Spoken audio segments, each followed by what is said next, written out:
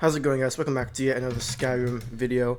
Today, well, I want to talk about how you can possibly get the most out of a vampirism. So the first thing we're going to have to mention is obviously you're going to want to join the Volkihar Vampire Clan. That's part of the Dawnguard DLC, so you should have that if you have Skyrim Special Edition or Anniversary Edition, which, I mean, in 2024, I'm going to assume that you do have. The reason you want to do this is because just getting Sanguinaire Vampiris is kind of just like getting fucked in the ass by a million downsides with no benefit, so actually getting the good vampirism is going to be the first step. But I have made videos discussing the downsides of vampirism, the upsides, and now I just want to tell you the best way to get the most out of it. So probably the main thing I'm going to have to say, if you're someone like me who mainly plays on a legendary difficulty, you might want to have to play on a lower difficulty, like expert possibly.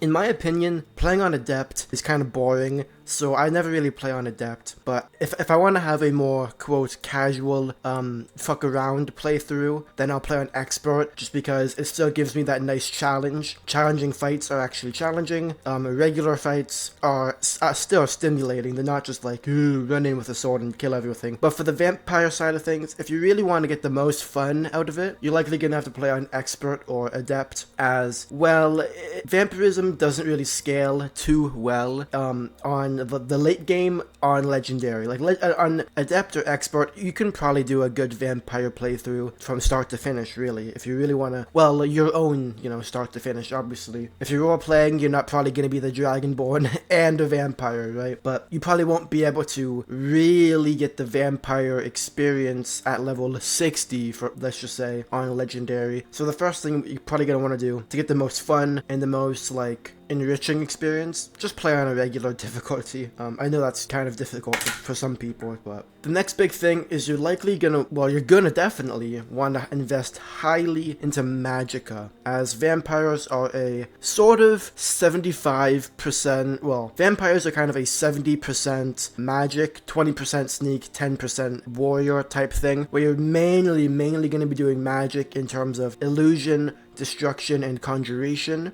with heavy emphasis on the conjuration. And you're going to be sneaking a little bit depending on the type of vampire that you want to play as. But generally, getting early game magicka is extremely important, and I would even go as far as to say you should probably be a high elf or a Breton. Those two would be the best. Maybe even an orc for the berserker rage ability, but you're definitely going to want to have high magicka investment, whether that's choosing to be a high elf for that extra 50 starting magicka, or getting a novice hood early on, or even just like investing your first 5 level ups into magicka, no health, no stamina.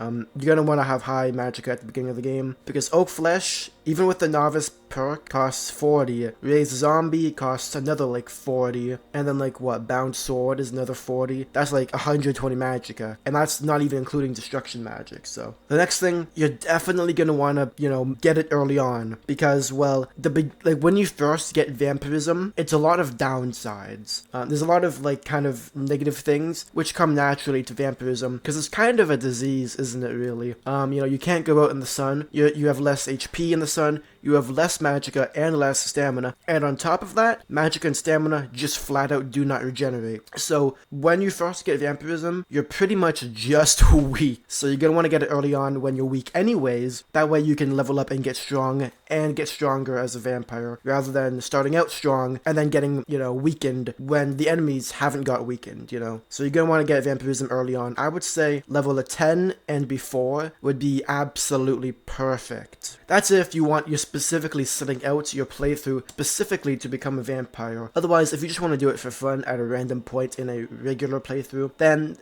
you can kind of work around it. But I would say if you specifically want to play a vampire roleplay character, definitely get it before level 10. Level 15 probably would have to be the tops, I would say. And the next thing, like I said, there is a crap ton of downsides when it comes to doing stuff in the day. So for practical reasons, you're going to want to either complete the Dawnguard questline in favor of the vampire side, and then get Ariel's bow to shoot out the sun during day. Either you're going to want to do that, or you're going to want to live eternally in the nighttime. Not only is it like significantly more practical, but also it's kind of like a realistic thing. That's kind of what vampires do. So for roleplay reasons, you might just want to go out at night anyways, just for the full experience, but practically, you're kind of going to have to, as, yeah, not having magic or regen is pretty damn crippling, isn't it? Especially when, you know, your most, you know, prominent form of combat and your most advanced skills would be in magic. You kind of need to have magic or regen, or you could simply invest in magic or regeneration potions, which, from what people say in my comment section, they do help quite a bit, although I cannot verify that, as I have yet to test it out myself. Also, you're going to want to, if you decide to go with the Vampire Lord ability, you're definitely going to want to max that out, like, ASAP, because that can be pretty damn powerful if you max it out a lot. Like if you actually max it out,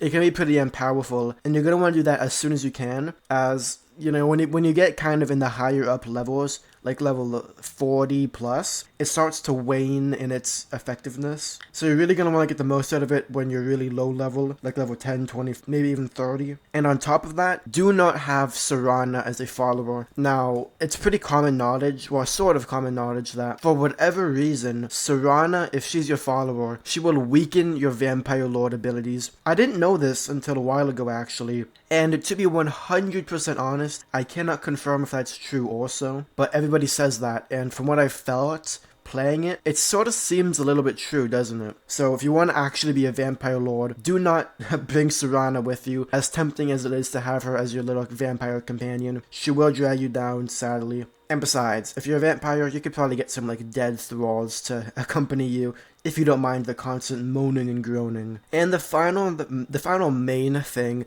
that would help you get the most out of vampirism in Skyrim is obviously the standing stone that you choose. Now, you could just go with the mage stone. In my personal opinion, I usually go with one of the 3 guardian stones for most of my playthroughs, as, you know, some of them do have good abilities, but I kind of just love the raw XP gain. Like there's no, you can't go wrong with just XP gain, you know what I mean? There's nothing bad about that. It's just a pure positive. However, if you don't feel like you want to go with the basic bitch route and you don't want to deal with the mage stone, you could go with the shadow stone, which is one that I don't use often, but basically once a day for half a minute you can become invisible, which is a pretty like advanced spell. I think that spell is in the illusion, it's either illusion or alteration, and it's like an expert level spell. So yeah, you can get that at level 1 through the shadow stone, and it's pretty damn fun, especially if you want to go more sort of towards the sneaky side of the vampire spectrum. Or if you don't want the Shadow Stone or the Mage Stone, the Atronach Stone is a safe bet for any magic-based build.